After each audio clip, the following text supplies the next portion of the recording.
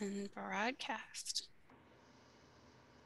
All right, so welcome everybody. We'll give you just a minute for everybody to get logged in before we get started. But hello, and welcome to our May Stand Against Racism, everybody.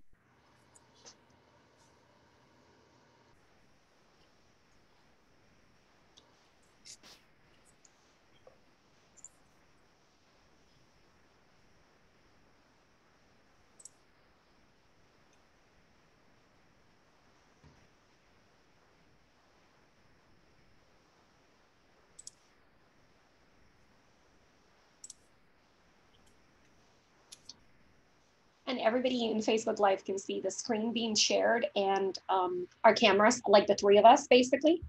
I am just logging in right now to see what they can see. So they can see and can hear all of us, but they can see the screen, and then they can see whoever's talking. So right now it's me. Okay. Soon it'll be someone else, hopefully. So they can see. Oh, I see. Okay, got it. I can see it on Facebook. Be good. People can see. Yep. So once we take the screen share off, then they'll be able to see the three of us. All right, well, it looks like we are kind of settled in. So hello, everyone, and welcome to the May Stand Against Racism here for YWCA Greater Green Bay. So hello to all of you watching live, and also hello to all of you kind of out there in the universe watching on the replay as well.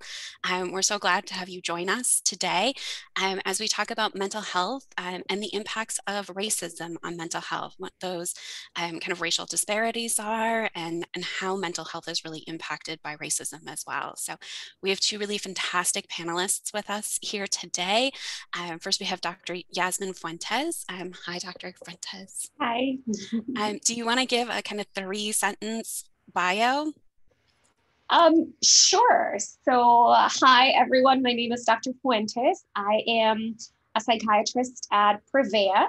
I have been with Prevea for nearly 3 years now, and I am originally from Puerto Rico. So my first language is Spanish, and that's about it. Thank you so much for being here with us today. We really appreciate it. We're really looking forward to this one. And then second, we have Dr. Bolahan Oyenloye. Do you want to give us a kind of 3-second introduction? Hi, everyone. Yeah, my name is Dr. Oyenloye. I'm a child, adolescent, and adult psychiatrist. I also work for Prevea, and I'm glad to be here today. So thank you so much for joining us. So again, this is the Stand Against Racism series from YWCA Greater Green Bay, and we're so glad to all of you today joining us on our mission to eliminate racism, empower women, and promote peace, justice, freedom, and dignity for all. So I am going to pass it off. We've got some slides to move through first, and then to all of you out there in the who are watching, we will have some time for questions at the end. So if you've got questions, please pop them into the Q&A on your Zoom platform or into the comment section on Facebook. I've got that up on my screen too, and we will get to questions as well. So please keep that in mind if you've got some questions, if stuff is coming up through the course of the slides. So I will turn it over to you. I guess I'll start with the slides, and then do I just tell you when I'm ready for the next one? Does that work better? Sure. Okay, so next then. So today we'll be talking about mental health impacts of racism, and we'll just do some general statements in the beginning, and then we'll be a little bit more specific about the Hispanic population and the African American population.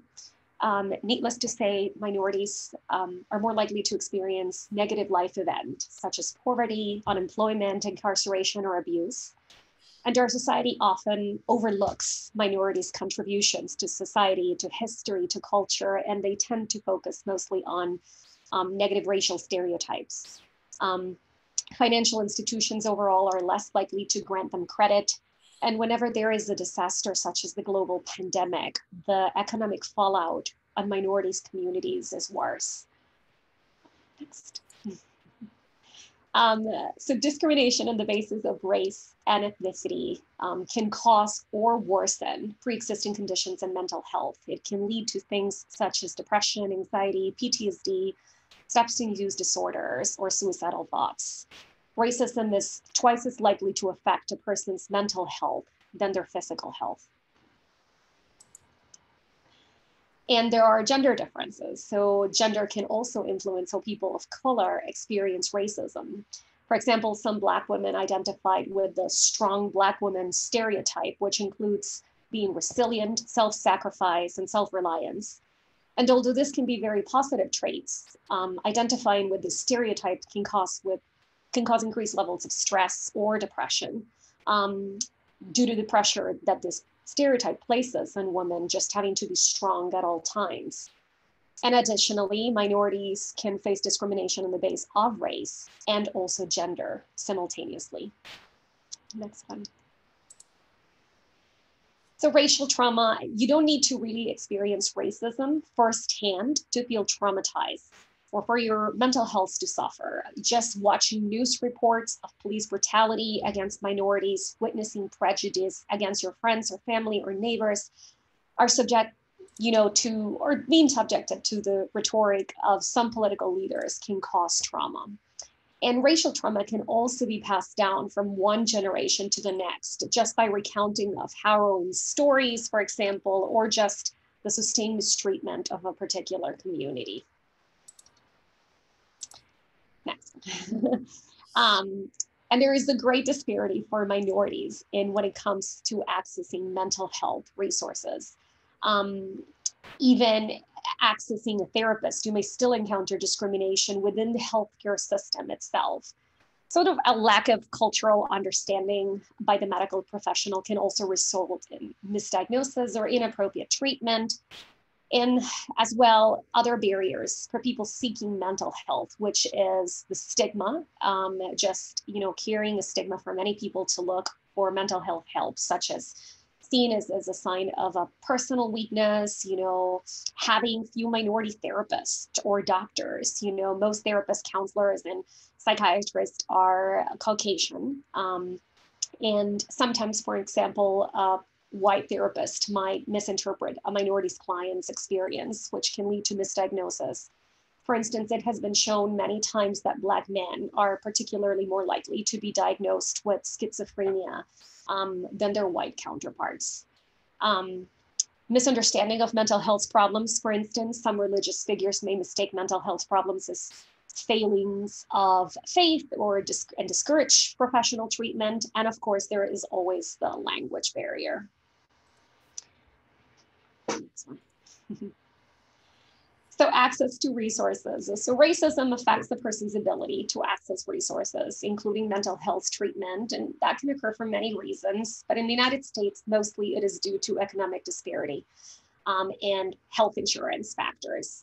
Although the rates of mental health conditions are similar across Black, white, and Latino population, mental health treatment is not. The table that you are seeing right now just contains data from the National Institute of Medicine, and it's just how many adults with mental health conditions had access to treatment in 2017. And as we see, nearly 50% of white people had access to mental health treatment, whereas only 30 and 32% of African American and Hispanics people had access to it. So health insurance, just some data on health insurance. So according to the US Health Department, 38.8% of Hispanic or Latino people, 33% of Native American and African American, and Native American or Alaskan, and 22% of Black people had no health insurance. So just looking at that numbers, you have in here that 39% of Hispanics have no health insurance, and that's another big economic factor for lacking in treatment. And only 13.7% of Caucasian people lacked health insurance. So there's like a significant discrepancy when it comes to that. So I'm going to talk a little bit and just focus a little bit on the Hispanic population based on the latest Census Bureau. It is estimated that by 2060, the number of Hispanics in the United States is projected to grow to 129 million, basically 31% of the population. And of all nations of the world, only Mexico has a larger Hispanic population than the United States. 65% of US Hispanics have a Mexican background, and that's followed by 9.4% of Puerto Rican background. And then the third most common backgrounds is those of El Salvador.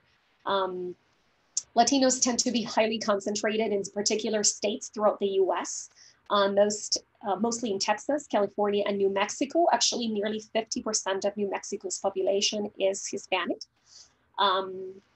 They also constitute significant percentages in many other states like Florida, Illinois, New York, and New Jersey. 25% of Hispanics live in poverty. And there are about 1.2 million Hispanic in the armed forces or that are veterans in the United States. So just talking a little bit more about the Green Bay population specifically. So according to the US Census in 2019, the Green Bay population is 68.7% white, 15% or 15.8% Hispanic. So the second largest race, and then Black 4.2%, Asian 4.2%, and American Indian 3.5%. So treatment issues. In 2005, the APA, or the American Psychological Association, noted that while 1 in 5 Americans identified as Hispanic, only 1% of psychologists or therapists were Hispanic themselves. And the APN went on to note that while 70% of non-Hispanics returned for a second appointment after an initial visit, only 50% of Hispanics did. They found that language barriers as well as values or stigma was in part related to returning to treatment, or a barrier to return to treatment. And the APA digested several recent studies. And amongst its highlights, it found that 36% of Hispanics with depression received care versus 60% of the white population. And that bilingual patients were evaluated differently when evaluated in English versus when evaluated in Spanish.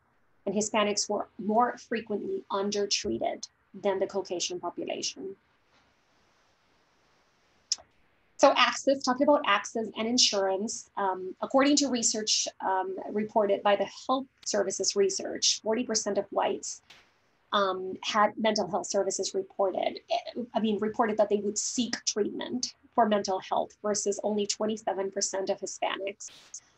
In addition, there was this online mental health screening that was launched, and in analyzing the sample of 50,000 screens, they found significant disparities, with Latino respondent indicated that they would either self-monitor or just seek guidance from a peer and not from a professional.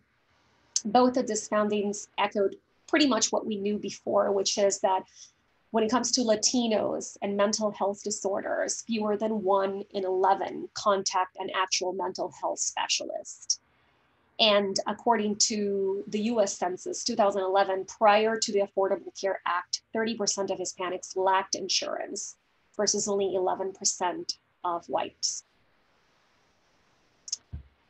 So some of the things about what can help. Things that can help include reaching out to others and just venting or sharing some of the things that are hurtful or painful for you. Trying to prioritize, and this is hard in the COVID times, but trying to prioritize face-to-face contact, just as the act of actually looking at some other person in the eye, that seems to have the most benefit. Reaching out to those closest to you, opening up, doesn't necessarily make you a burden to others. You know, others are sometimes flattered by the fact that you are sharing your pain or your hurt with them. Looking for support within your community. Try reaching out to a cultural or a community center, a youth counselor, a sports coach, anybody that is like-minded, including those in specific groups in social media. And listening to others when they reach out to you. So making yourself available to support others through what they're going through, listening attentively, and trying to make them feel heard and understood. Other things that can help include joining anti-racism or other activist groups, voting and encouraging others in your community to do the same, and directing your anger into creative pursuits. So writing down your experiences, sharing them with others, making music, art, films out of it, anything that can constructively help you vent your anger and tell your story or feel heard. Allowing yourself to feel hope, even gratitude. That can make a huge difference to your mental health. And studies have shown that acknowledging and expressing gratitude can help symptoms of depression, boost your self-esteem, and even strengthen your immune response. Acknowledge even the smallest signs of change, can draw hope from them. Most of the Caucasian population seem to be opening their eyes to the harsh inequalities that we have in our society nowadays. And some are even very actively willing to educate themselves about it. Now, of course, society tends to evolve slowly, but to change attitudes and policies, it helps that small changes, just are starting to happen. And trying to find something positive about each day, however small. So whether it's the color of the fall leaves or a favorite song or an uplifting story that you read about is helpful.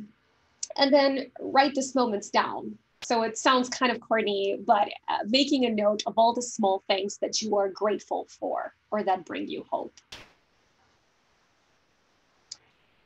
And then I will let it out to Dr. O to continue.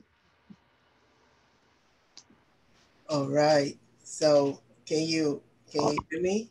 Yes. Okay. So I'm going to take this segment and we're focusing on the African American population. I am by no means an expert. And as you would see from the slide, the African American community is a very culturally diverse community, and it's made up of, people from different countries, different backgrounds, different cultural and economic makeups. So as a whole, African Americans make up about 13.3% of the entire U.S. population, and these communities are drawn from different countries. Some are African Americans brought in from the Middle Passage, the slave trade in the 17th and 18th and 19th century, as a matter of fact, and some people are here as recent immigrants from African nations, from the Caribbean, from Central America, from other countries.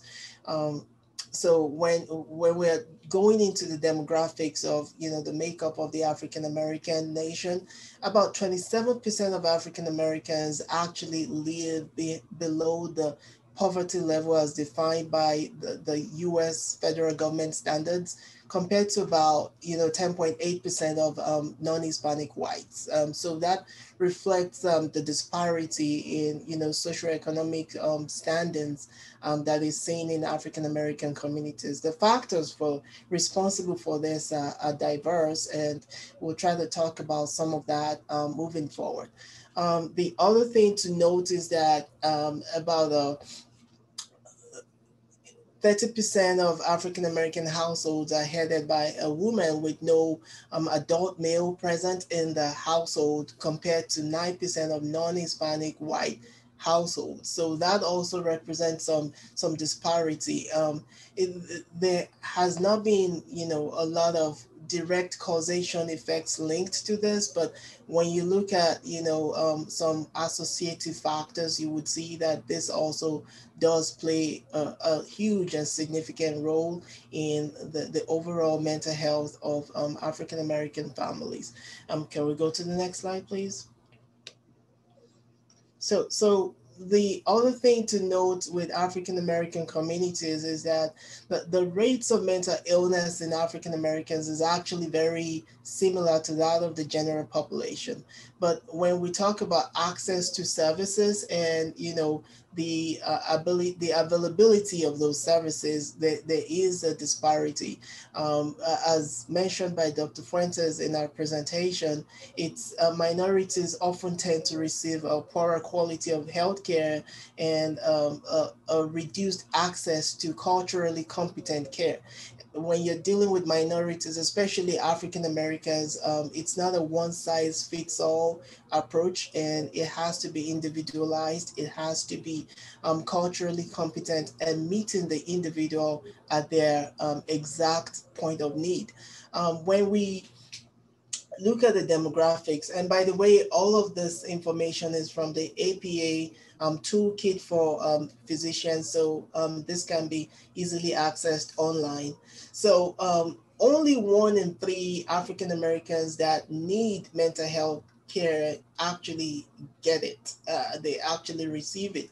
That's due to a variety of factors. There's some reticence, there's some distrust of the healthcare system, there's the issue of the actual availability, there's the issue of the disparity in treatment as well. There's a lot of factors that are involved in the statistic that we just talked about.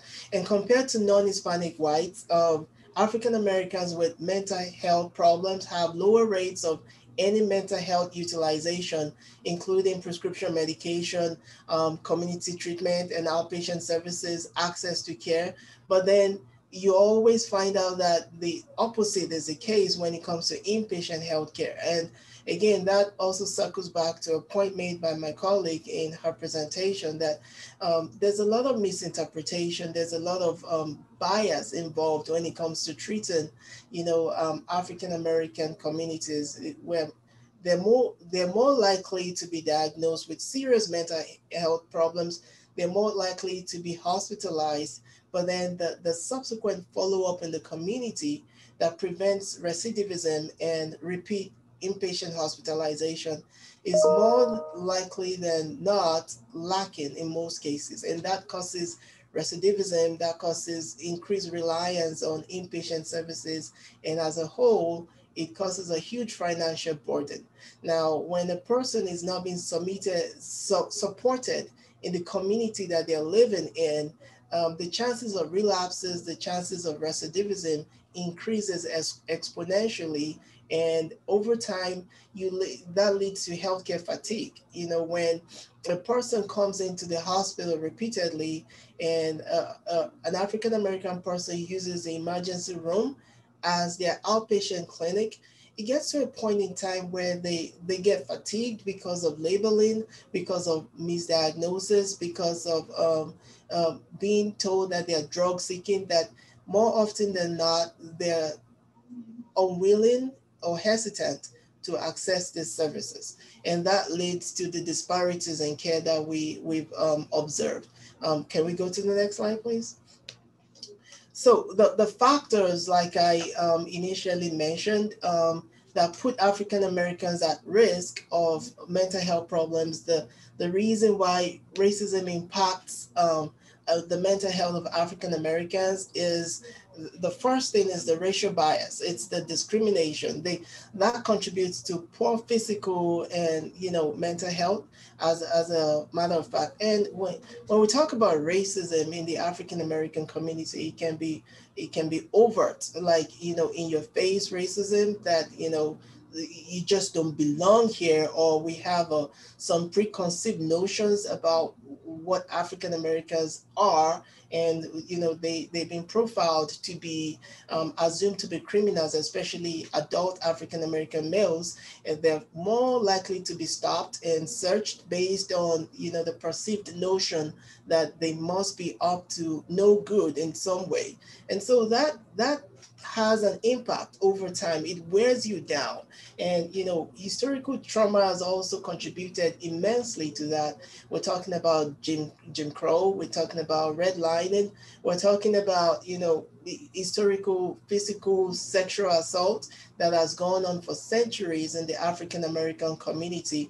So someone might argue, but that's not happening now. I put it to you that it's more covert than overt in these situations. And when we talk about the covert racism, it's just that, the passing of the snide comments, it's the characterization of a person based on how they look, how they sound, how they come across.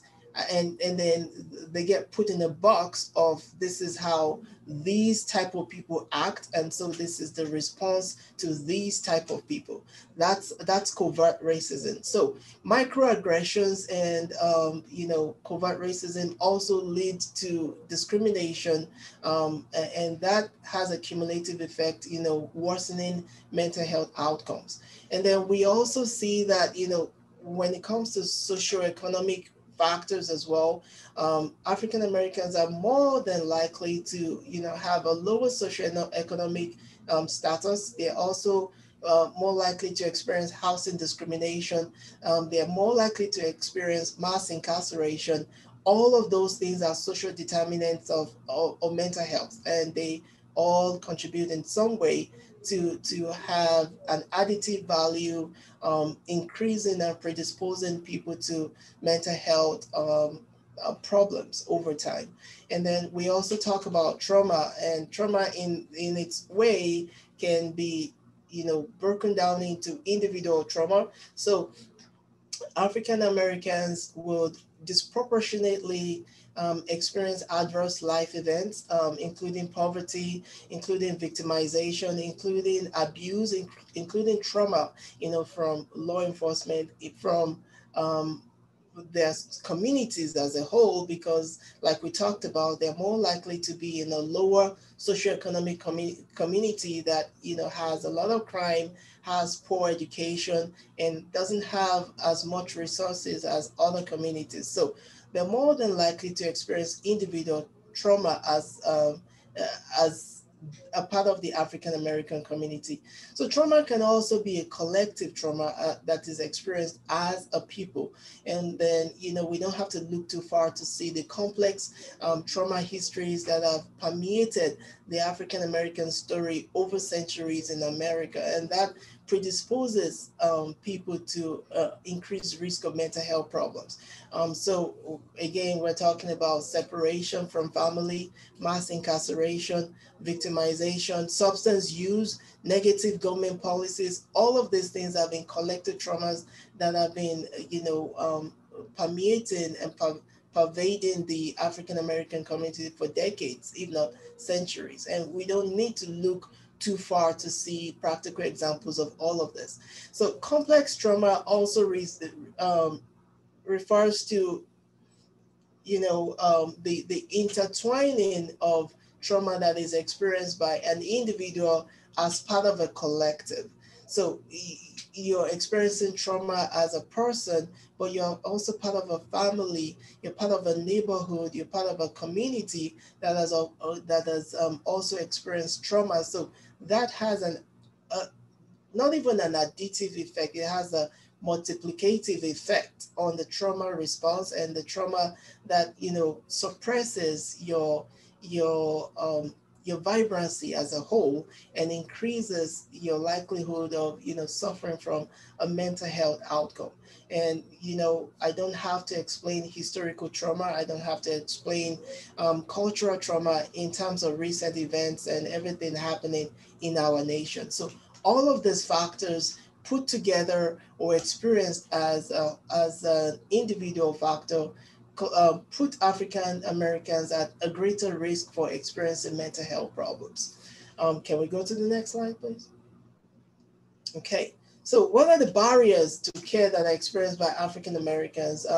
One is the stigma that I talked about, the characterization as being drug seeking, the characterization as being, having an ulterior motive for seeking healthcare needs.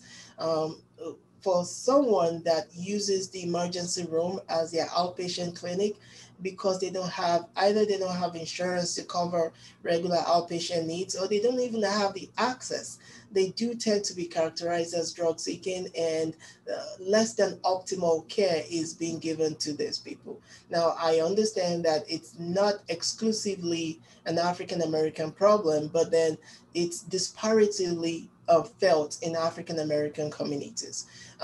Also, that can be a segue leading to the second point, which is the distrust of the healthcare system. So if I know that I'm not going to get optimal service, if I know that I'm going to be stigmatized, if I know I'm going to be treated in some type of way when I reach out for help, what's the likelihood of me reaching out for this help? So this leads to a deep-seated distrust. We find out that people don't really readily access care because they don't trust the system. Historical examples include the Tuskegee example, where unknowing communities were infected with syphilis to measure the impact over time, and this was not divulged to this community until much later, when the impact had already been transmitted to generations. So that breeds distrust. That breeds the hesitancy that we see in the African American community. A more recent example is the COVID vaccination. It is said that across the nation we have about 40 to 50% full vaccination, but among the African American community, we only have about a 27% vaccination rate. That goes, and it goes to show that there is some disconnect, either the lack of access or the lack of trust in the system that has historically not been very kind to the African American community. The other point is the cultural competence that we talked about. When you don't have people that understand you, when you have people that want to put you in a box, when I'll give a practical illustration. When a young African American male goes into a mental health clinic seeking help, um, you find out, there is some bias with the providers that are not culturally competent. So someone, for instance, is going into the clinic looking for help for anxiety, but then they find out that they're being steered into questions about alcohol use, into questions about substance use, into questions about how they have experienced trauma. So some people might be a little bit hesitant to open up to providers that are not culturally competent, culturally similar to themselves.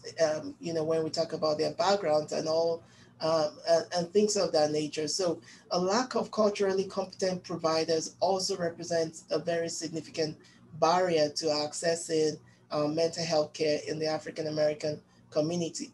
And then the last but not the least, and of the factors that are negatively affecting African American communities accessing mental health care, is a lack of insurance, or not being properly insured. When you don't have the means to pay for your health care, then you don't access health care. You feel like you don't need it because there are other things that you have to pay for. In the Maslow's hierarchy of needs, people tend to focus more on survival. People tend to focus more on meeting their physical needs. That's food, that's shelter, that's clothing, and they prioritize that over seeking mental and emotional needs. When you're well fed, when you're fully clothed, and when you're well housed, then you start to think about what are your other needs. So when this is lacking in the African American community, people tend to prioritize their physical needs over their mental and emotional needs. And so if access is broadened, if insurance is made widely available, then I would say that this would be a huge and significant step into connecting people of color, especially the African American community, to accessing mental health care. Um, is that my last slide? I think I have one more. Okay, so helpful tips in engagement. So I will say that this is not an exhaustive list, of the problems that are facing the African American community and how racism affects mental health care. But those are some of the issues that are predominant, and knowing about that also helps. So when we engage with the African American community or as a member of the African American community, it's always very helpful to use validation and empowerment. You know, when you validate the people's narrative experiences, when you validate people and see them, you humanize them, you see them as a person rather than as a number, rather than as a statistic. Empathy goes a long way in helping people see themselves as being worthy of seeking help. When you have a good self-esteem, you want to take care of that person, you want to take care of that individual, you want to break the chain, so to say. Empathy helps people to open up and to seek and to get appropriate mental health services. It also helps to build people, to build upon people's individual strengths. It also helps to gravitate towards the pillars in the community of African Americans. So African American communities are big on family, they're big on churches, they're big on spirituality.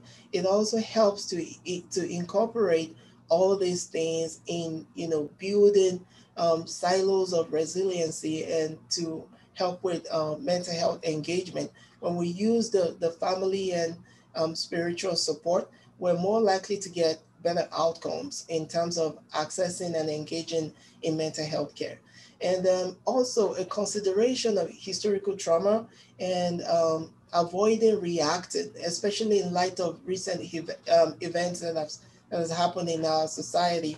Again, this circles back to empathy. You know, when you're empathetic, when you see things from another person's point of view, it helps to understand where a person that appears angry is coming from, and it also helps with the engagement. It also helps with understanding underlying issues that are affecting current presentation right now. And the last but not the least thing is to encourage self-advocacy and increased healthcare engagement. So anybody interacting with an African American family, individual, community should encourage them to advocate for themselves. Now, this might come in so many different ways, and but understanding the root causes of the advocacy and helping with engagement will go a long way. Um, Thank you very much, everyone, for listening, and I will hand it over back to Andrea.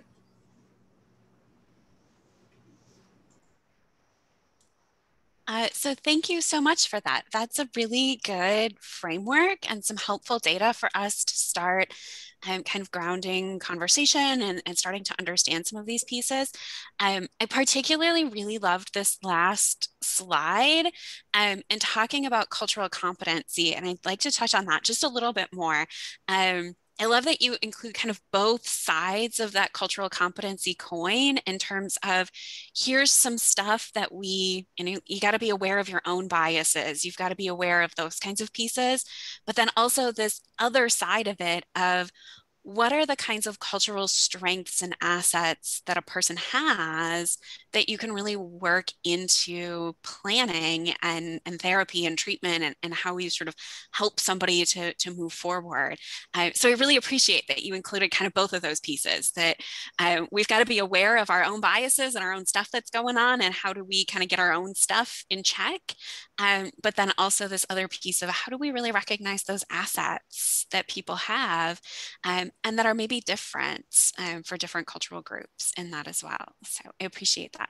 Can we talk a little bit more about culturally competent care? And I know that both of you are psychiatrists. That's kind of where your expertise lies in that sort of higher level of pieces. Do we have similar problems kind of all the way through the mental health care kind of continuum of care? I'll call it a continuum of care. How about that?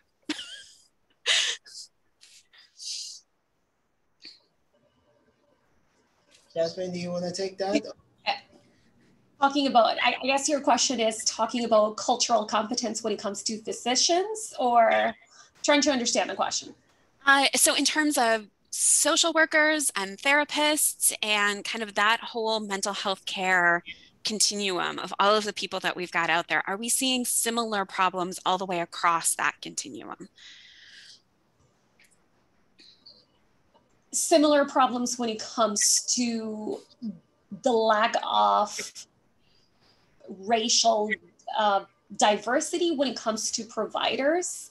I guess if that's the question, I guess then yes, there is. I mean, overall, there is. You know, especially in states like Wisconsin. You know, like this probably will not be the case in Florida or New Mexico, or there is a lack of minority therapists and psychiatrists in the states, and it is just what it is. Like nearly 70% of the Green Bay population is white, so. I guess, you know, a lot of the health systems that are in the area are trying to actively do more inclusive things to try to, you know, to hire, you know, providers and that are of different racial or ethnic backgrounds. Of course, that's easier done in other places where you have more diversity than in places like this. I'd say that Prevea is pretty good at hiring providers from very different diverse backgrounds, and that always helps, you know. So, you know, it might be that a patient chooses to be with Dr. O because they feel that they're going to be more understood if they're African American. It might be that a patient chooses to see me because I speak Spanish, you know. So it depends.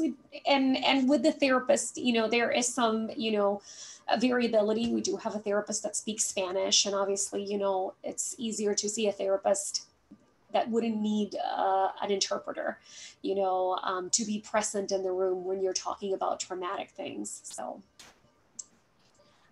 Can you give any advice to people who are sort of shopping for mental health services and how to find culturally competent care? Are there questions that you can ask? Are there resources to try and help people find healthcare providers, mental health care providers that are going to be a good fit for them?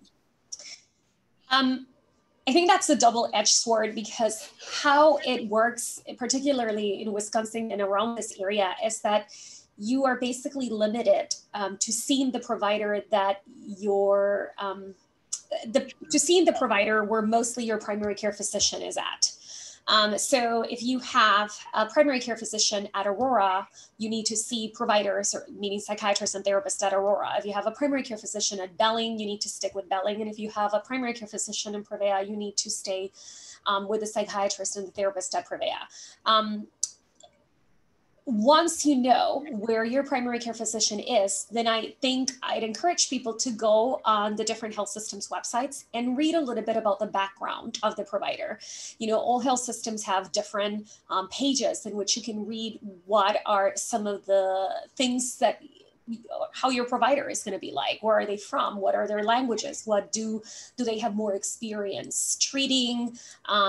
There's usually videos of all of us saying, you know, how we tend to practice, what you think would be a good fit versus what you think might not be a good fit.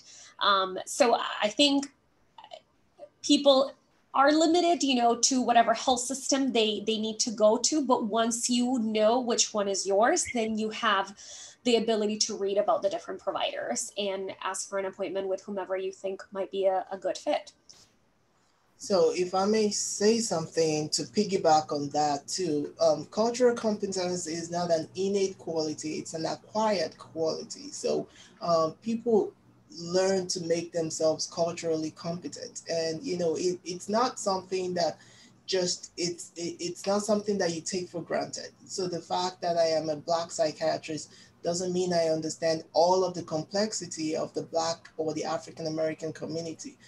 It's a process of education and re-education, and patients are a part of that process. When I came to Green Bay, I had very minimal experience dealing with, you know, American Indians and help understanding the background. And I was fortunate enough to work with some tribal members that increased my knowledge, my understanding of cultural issues, and immensely, such that I have a respect, I have an understanding that I'm still growing by the day. So you as a patient, when you do all those things that Dr. Fuentes just talked about, you also have a role in educating your providers as to how to be culturally competent and respond appropriately to you. Don't be afraid to tell someone when they say something that you consider a little bit offensive. The objective is to get you help. And if you're quiet, you're not helping your doctors be culturally competent. I'm not asking you to be rude to them, but there's a way that you can educate as a patient. You can educate your provider in knowing how to respond to you appropriately. Thank you. I appreciate that. So thinking about the disparities that we see with struggles with access, and both of you really talked about access to care being a barrier. Are there things that we can do here locally to really help with this? Are there solutions? Are there things that we can advocate for? Are there things that we can start talking about more that can help to really increase access issues here in our local area, here at home?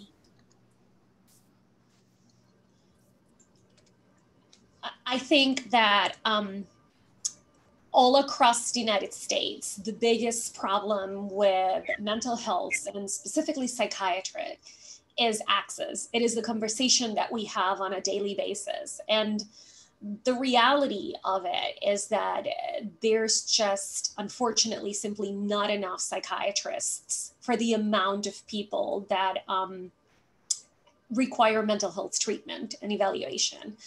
And, when we talk about psychiatry, people complain about waiting 6 to 9 months to see us for an initial appointment. People complain about it being so difficult. And part of it is that each one of us have hundreds and hundreds of patients, and there's just not enough of us. And I think that talking about access goes further than that, because what we would really need is for more people to go into psychiatry, right? And we need probably more people to go into medicine. And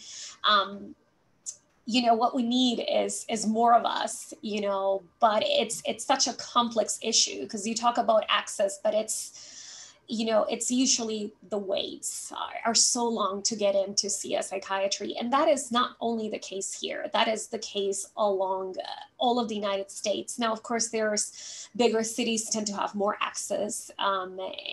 But, in places like Green Bay or Appleton or Oshkosh or any place nearby, access is always the biggest problem. It's easier to access therapists because there are more therapists that there are psychiatrists, but still it's a wait, so when somebody's really, really struggling and you tell them that they have to wait months until they're seen, it's very distressing, rightly so, but we just don't have enough of us. So there's only so much we can do with the amount of patients that are struggling with mental health. So YWCA USA had a webinar recently that was talking about access to medical education and really trying to break down some of the barriers that existed for medical education, and that we see people of color have a much more difficult time getting a medical education for lots and lots of very complicated, very complex reasons. And I thought that was so interesting to sort of think about that from a systems perspective of the privilege of going to medical school and how that is easier for some people than others. And that if we really are looking at how do we get more providers of color and more providers, and psychiatry is absolutely one of those that we just don't have enough psychiatrists in the world. How do we really start, kind of in that systems perspective of what are those hoops in medical education, getting into and completing medical education that maybe don't really need to exist, and are creating an easier way into the field for some than others, which I thought was a really interesting kind of, it was an interesting presentation for sure. I very much appreciated that. So thinking about therapists and other kinds of professionals and other kinds of services within mental health care, are there sort of options or things available in our community for, particularly for people of color who maybe don't have a diagnosed mental health issue, but they need some support. They want to work through some things. They maybe have some maladaptive coping strategies, maybe some coping strategies that have been passed down generationally. What are those kinds of services like here in the Green Bay region? I don't know, you know, I think that would be a question for a social worker more so than, because I'm not really sure what's, I mean, other than a therapist and seeing a therapist, I'm not really sure that I would know how to answer what's particularly in this area. So if I may say something, I think your organization is actually a very great entry point, you know, for people to get help. People tend to view therapists and counselors as saying that we have an overt mental health problem. And you're right, Andrea, sometimes people don't have, you know, like a diagnosable mental health problem, but they need some sort of reassurance. They need some sort of, you know, narrative experience, you know, just to get someone to validate their problems and their emotional struggles. You know, reaching out to peer groups, peer support groups like the YWCA, reaching out to mentorship groups like the Boys and Girls Club, faith communities like churches, and, you know, organizations that are, you know, in the public domain. Those are very great entry points. And then, you know, if a person needs more than that, cultural competence again comes into play, because the the personnel at this points of the first entry points can then go ahead to say, okay, I think you need more help. I think you should see someone. So also creating like a network of resources. So knowing where to kick it up to, you know, what the next level is from this entry point is also very vital. You know, so a person like a facilitator at YWCA should know at least a couple of therapies to refer to. A couple, the therapist should know mental health providers to refer to. Mental health providers should know resources available in the community. So it's creating a continuum that anyone can get on the loop and then gets passed on to the next level, and then we can ensure continuity of care in the community. I very much appreciate that shout out. I think we're doing some pretty good work. I would also give some shout outs to We All Rise is a really fantastic opportunity for that here in the Green Bay community, particularly for Black and African American residents. Wise Women Gathering is a really fantastic resource for our Indigenous communities and helping people to get connected. And then Casa Alba is a fantastic resource, our next door neighbors and good friends of us. For our Hispanic and Latino and Latina populations here in Green Bay. So some really culturally competent and also culturally specific resources for people to be able to kind of get that connection and find a spot where they can find some community and some community that really does understand and feels very relevant in a way that so often I think the community at large maybe doesn't feel that way. So we've got about 5 minutes left. So any kind of last minute thoughts, anything we haven't touched on yet that you really want to make sure you get a chance to say out there to the world? I don't have anything, but I would say that the first point to being an ally or to getting help is to speak up. It's to seek to be educated. It's to seek to understand. That's a great first step. So thank you so much for that. Both of you, thank you so much for joining us today, and helping us to understand this information and getting us this information. So often we really hear from people that they just didn't know. They didn't know that this was a thing. So we're really trying to kind of get more and more of that out there and get it across people's radars that there are these disparities, but then also that racism and the disparities and racial disparities that we're seeing also has this kind of impact as well. It's this sort of, complicated, intertwined mess of things that happen. So I really very much appreciate you being here today. All of you out there in the universe who are watching, thank you very much for being here today and joining us in this conversation, learning more about mental health and racism and the impacts of racism on mental health. And from YW, thanks so much for having us and joining us in our mission to eliminate racism, empower women, and promote peace, justice, freedom, and dignity for all. So you can find all of these webinars that we've done so far this year and everything else that we have planned on our website, which is YWCA. And then you can also find them all on our social media platforms as well. So they've all been recorded. You can watch them later. You can send this out to all of your friends and family and have them watch again, or have them watch as well. So please feel free to do that and to share this out into the community. So again, thank you all so much. Have a fantastic rest of your day. And we will see you in the next one, everybody. Thanks.